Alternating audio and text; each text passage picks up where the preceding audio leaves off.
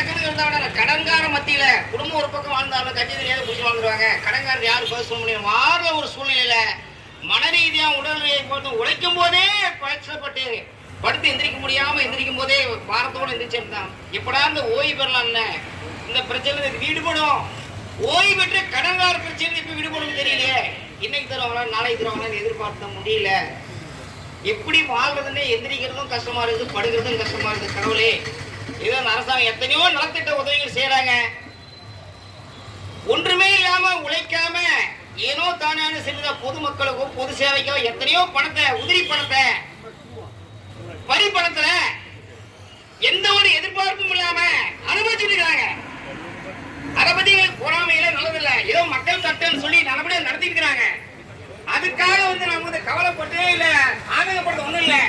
ஒரு தொழிலாளி கஷ்டப்பட்டு ஏறுவை சிந்தி உடம்புல அத்தனையும் பாதிக்கப்பட்டு சரீரம் பூராமே நரம்பு எலும்பு தசையெல்லாம் பிடிச்சு உயிரின் போக முடியாம வெட்டின் போக முடியாம அமர்ந்து உட்கார்ந்து ஒரு பார்த்து காலை கழிக்க முடியாம மனரீதியா உடலிலே பாதிக்கப்பட்டு இந்த வயசான காலத்துல எப்படி வாழ்றதுன்னு தெரியாம மாத்திரை மருந்து சாப்பிட்டு எந்திரிக்க முடியாம கண் வெளிச்சம் பாதிக்கப்பட்டு தனி ஊறி காலம் வைக்க முடியாம எதனுமே வாழ்றதே தெரியாம எதுக்காக வாழணும் இல்லையே. அந்த சேமிச்சு பணம் ஓய்வு காலத்துல வாங்கி ஏதோ பயன்படுத்தலாம்.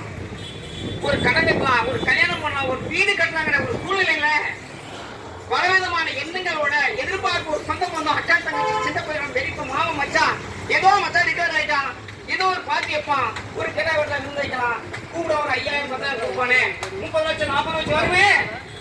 ஒரு நடந்துக்கிற காரியம் வேணா ஒரு கல்யாணத்துக்கு போன உட்காந்தா 10 பேர் மத்தியில ஐயோ மச்சான் செட்டி போட்டு ஆயிட்டான், ஏதோ மகன் சமைக்குமானா மாநிலத்து போய் தலைமுறை இப்படி பேர கெட்ட பிள்ளை பேச போட்டு கண்ணாடி போட்டு தொப்பி போட்டு தலை குனிஞ்சி சொந்த மத்தியில ஒரு கட்டி கட்டி தருமாறி தழுவி வாங்க நடக்கிறீங்களா, வாங்க காபி சாப்பிடலாம், ஒரு டிபன் சாப்பிடலாம் கூப்பிட்டு பேசக்கூடிய நோக்கம் இல்லாம தலைமுறை ஏதோ ஒரு பள்ளியடிச்சு திறன மாதிரி ஒரு சொந்த பந்த மத்தியில அந்த மனசுல அந்த ஓய்வு பெற்ற காலம் கூட பகிர்ந்து கொள்ள முடியாம ஒரு சூழ்நிலையில நடமாடி நடப்பணம் போயிட்டு நேரத்துல ஏதோ இந்த அரசாங்கம் அந்த நலத்திட்ட உதவி மாதிரி இந்த கஷ்டப்பட்டு பேரு பணத்தை கேட்க வேற ஒண்ணும் கேட்கல. இலவசமா கொடுங்க, இலவச பாஸ் கொடுங்க, இலவச நிலம் கொடுங்க, எங்களுக்கு ஓய்வு பெற்ற இது கொடுங்க அப்படின்னு கேட்கலாம். உழைச்சி வேறு சின்ன கஷ்டப்பட்ட சேர்த்தி வச்சு இந்த சிறு சேமிப்பு இந்த பிஎஃப் பண்ற கிராஜுவேட்டிய லீவ் சரண்டர் லீவ் கொடுக்காம சேர்த்து வச்சு அந்த சரண்டர் பண்ணியாவது ஏதோ ஒரு பகுதி பணம் ஆகுது. ஒரு 20 லட்சம், ஒரு 10 லட்சம், ஒரு 5 லட்சம், ஒரு 4 மாசம், ஒரு 3 மாசம் கழிச்சு ஒரு 1/2 லட்சம், ஒரு 5 லட்சம், ஒரு வருஷம் கழிச்சு ஒரு 5 லட்சம், இப்படி பிட்டு பிட்டா ஒரு தரதரமா கொடுத்தா கூட அந்த மனுஷனோட இந்த உழைச்ச வேறு இந்த கஷ்டத்தெல்லாம் ஒரு மனநீதியை பாதிக்கலாம், உடல்நீதி பாதிச்சு கடவுளை இருந்த அரசாங்கம் எந்த ஒரு கட்சி வேறுபாடு இல்லாம தொழிலாளியை பாகுபாடுல பகவான தொழிலாளர் அரணாக இன்னைக்கு ஒரு 5000 ரூபாய் ஒரு அதாவது நான் ஒரு பெருமைக்காக சொல்ல, நான் கஷ்டத்துக்காக சொல்ல, நான் வேலைக்கு சார்ந்து 1996ல சென்னையில் அப்பாயின்மெண்ட் ஆனேன். சென்னை மாநகர போட்டு பல்லவனத்துல போய் நான் ஜாயின் ஆகி 96 97ல நம்ம ஐயா கலைஞர் கலைஞர் அவர்கள் முதலமைச்சராகி அனைத்து இந்த அண்ணா திராவிட முன்னேற்ற வேலைக்கு சேர்ந்தேன். 96ல 97ல எனக்கு வேலை இல்லாம டெய்லி கூலி,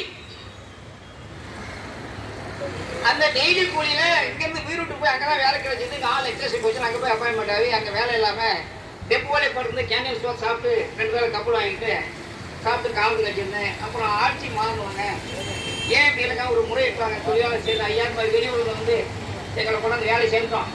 காசு பண்ணல, வேலை டியூட்டி இல்லை, யாராவது கன்ஃபார்ம் ஆனா லீவ் போட்டாதான் அவன் கையில் குடிச்சு கஷ்டப்பட்டு வந்துட்டேங்க ஐயா, இது எங்களை நிர்ணயம் பண்ணு சொன்னோம். உடனே அந்த மேலாண் இயக்குனர் தமிழ்நாடு பூரா இருக்கிற மேலாண் இயக்குனர்லாம் கூப்பிட்டு எந்தெந்த மண்டபத்தில் வேக்கண்ட் இருக்குதா அதெல்லாம் ஏதோ தொழிலாளர் அரணாக பாதுகாப்பு